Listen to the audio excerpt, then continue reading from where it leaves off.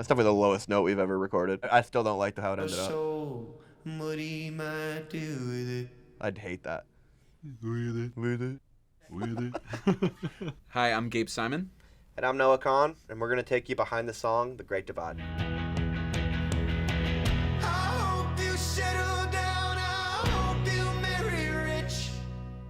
It was really the first song that we had been a part of in a while that we were like, this is really cool. And I remember we both said, like, oh, thank God we can still do this. There's a lot of stress coming out of a record like Sixth Season and all the deluxes and all the things. It felt like, is there anything left? Yeah, I feel like I was really stripped down to like the lowest part of my confidence musically, and I think all the success or whatever, the like excitement about Sixth Season was lowering my confidence and my ability to kind of separate myself from it and make music. And that like was the first song that I was like, oh, this could be something new. It felt like it wasn't just retreading ground. And I think I was either in between tour legs or right after tour for Sixth Season, and yeah, we were at Gabe's house. I remember just like playing those A minor, C, F, C, and then you started playing the riff, and you came up with the riff, and I was like, that's really cool. And that's kind of how we started the song, I guess, in its infancy. This is the demo. It's the first version. This is the one that's really Blink-182. Yeah.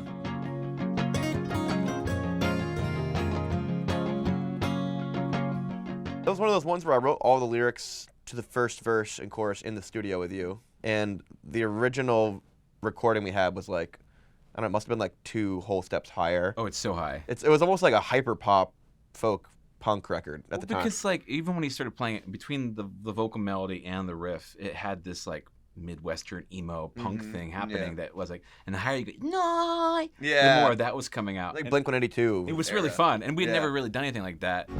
I hope you settle down. I hope you marry rich. I hope you settle. I hope you're scared of all the ordinary shit.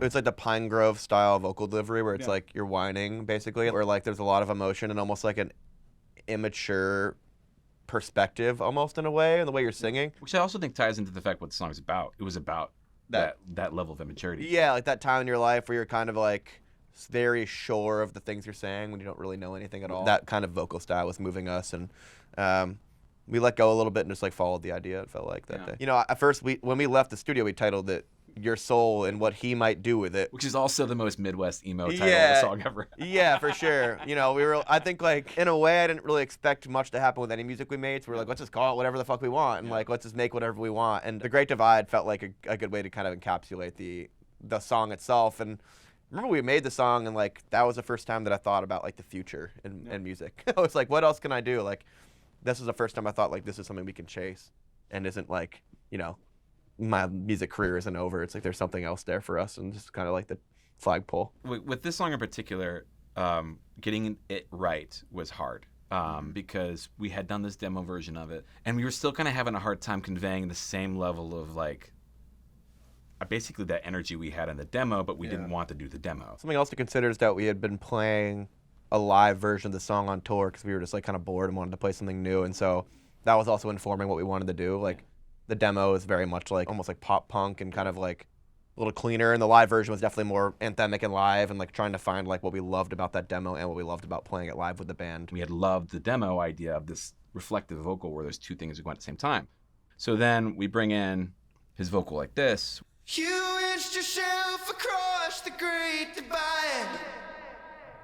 Well, we drove aimlessly along the twin-state line. So that's got his vocal that he's playing with the Rubber Bridge live with us in the band, and now a secondary vocal on top of it to actually add that effect to it. Vocals with me is like a 3-hour process of like extracting any hope I have left in my body and trying to support me through. I am like a bit of like a neurotic vocal cutter, I think, for the most part. He notices things that I don't think anyone notices. It's just like a feeling of knowing that like pocket you can get into, and like being just on the outside of it, just on the sharp side or the flat side can be really frustrating. And like, you know, obviously you can chop together 40 different takes to make a song, but like because the story is continuous and because the record is like really on the hard on the sleeve, I didn't want to like cobble together a song. So I was really trying to get like really good pass of each verse, a really good pass of each chorus, and not have it feel like we were chopping together a lot of stuff. And that took hours. I mean, for each version, we did like, I don't know, how many times I sang through the vocal, like 2 hours each time of recording, and like only to throw all of it away. And like there were lines like this. This was a hard line. I'm finally aware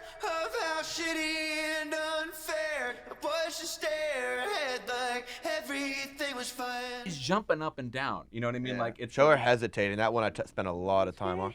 The world is scared of hesitating things. even you're hard not to even get back into that. and you're also not even getting the S's right on the same time. So then, but we also loved that. We tried not to finesse too much. So you get Yeah, like a little bit off. I really like that about it. It's really hard when you have, 6 people, however, how many people in the studio, you rent out the studio space and you pay for it and you record and you put your all into it, to then listen to it and be like, get rid of all that shit.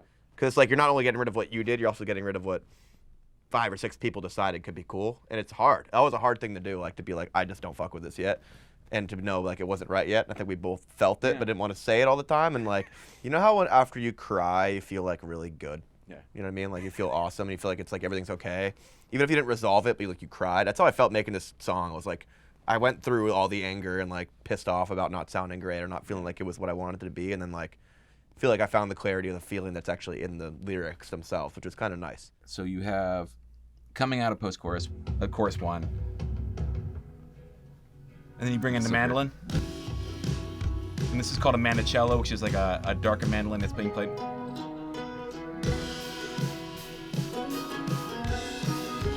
And then we have the guitar riff.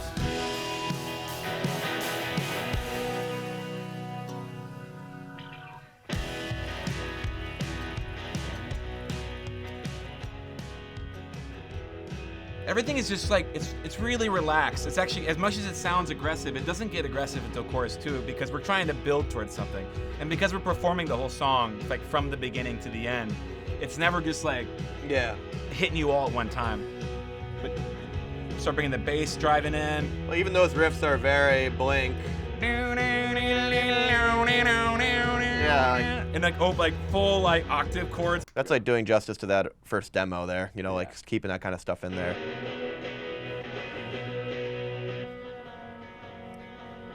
It's like almost like Foo Fighters. I can hear myself driving to school in 2006. Yeah, with my brother. It was great. I remember that. Atmosphere is like so important to me musically, and it's really like it's what you hear driving around Vermont, even if you're not hearing it. It's like the beauty, and there's so much going on around you sonically that you don't notice. Birds and the wind, and mailboxes and rattling against each other, and like the sound of like, the wind pushing the trees around and wind chimes, and like those things that you don't realize are actually creating like what your world is until you really listen. And I thought putting that in the music was really cool, where it's like there's a lot going on there, but it doesn't feel all encompassing. It doesn't feel like a cacophony of sound. It feels like the background to a feeling. And Vermont's always just been like, the place where I'm most emotionally connected. And I think a lot of that is because of what's happening around me without us knowing it. Doing that in this song was really cool, and not being like afraid of having there be a lot going on, because I think Gabe's ability to like kind of make it still feel raw and organic was like I had always had complete confidence in. So like, yeah, of course.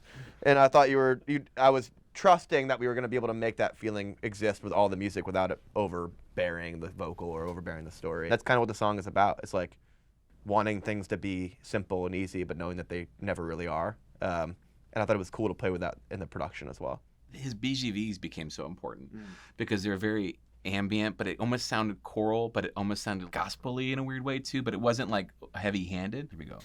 I hope you settle down, I hope you marry rich. I hope you're scared of all the ordinary shit. Like murders. Right there, it's 2 sets of harmonies for each of his voice. So you have 2, 1, 2, and then that would be 1 harmony, and then 1, 2, another harmony, 1, 2. And in the O's, and that post-final chorus, we all mic'd out in the hallway for the reverb and the echo. I like to think of this as our like it's kind of our jab at the fact that people that they would call you like stomp clap.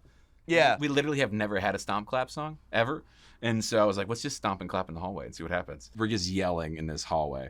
Gabe's a very loud singer. Very loud. It's ridiculous. It's so unnecessary. Oh, it's great.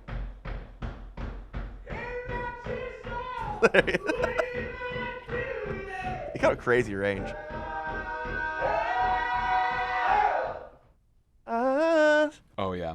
I Those stayed from the beginning. Those were in the very beginning. And I always loved those. And we had forgotten about them until that October before we had to turn a record. Yeah. Is that we didn't even put these in. I see people being online like, what is that sound?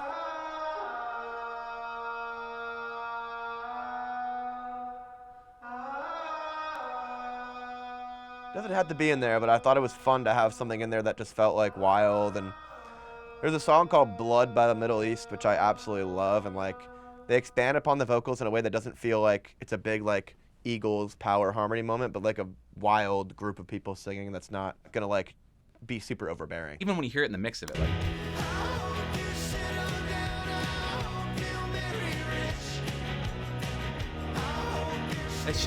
It's someone, comforting you. Having that be a part of like the texture of the song made it feel like it honored the lyrics. Yeah. I think like all production for me, like, cause I'm not like necessarily a producer or an engineer. I think it's just making sure the production serves the lyrics, and lyrics are the most important thing to me, and making really sure that we honor those. Yeah. We've got tambourines, shakers, stomps, bass.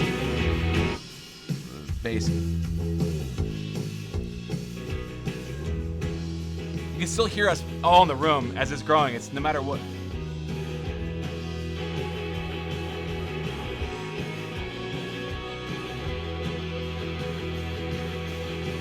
And then just like, it's crazy when you listen to it without the vocal, because it does sound so beautiful, but there's so much musicality, obviously, within the lyric and the melody, but just even the way he's riffing becomes so key to the whole section, because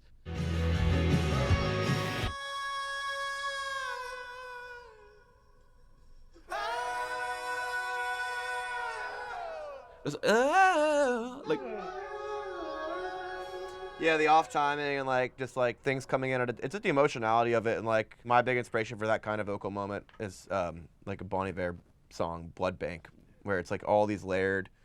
They're all fitting together, but none of them are fitting together at the same time, and I think that makes it really compelling and feels genuine and emotional, and not just like a constructed moment to provide emotion.